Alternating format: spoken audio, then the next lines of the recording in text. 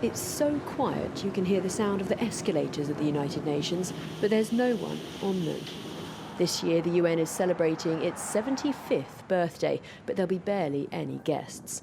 Due to the COVID-19 pandemic, world leaders will not attend in person.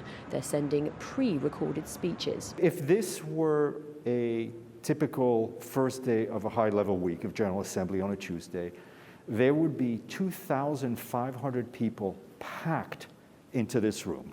This year, you'll have a bit over 200 people in this room. You get an electricity, a magic of having all these heads of states, heads of governments in one room, and you won't have that. The mics are being protected, everything will be cleaned. We're almost alone in this empty hall, except strangely for the noise of a young child crying, but I don't know what that's about. 2 years ago in this very hall, it wasn't screams, but laughter that could be heard from delegates as Donald Trump, the US president, gave his address.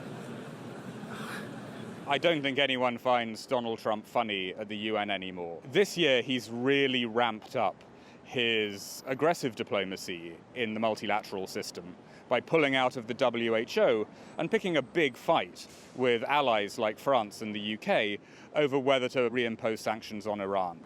A global pandemic, a climate crisis, and rising tensions between world powers. Diplomacy is needed more than ever, but it depends largely on human contact, and that will be lacking this year. Ça sera forcément moins interactif, il n'y aura pas vraiment d'échanges bilatéraux. Rien ne remplace les contacts personnels et donc il est quand même urgent qu'on puisse ne pas faire que des visioconférences qui sont insuffisantes. The UN Secretary General's motto of the moment is recover better.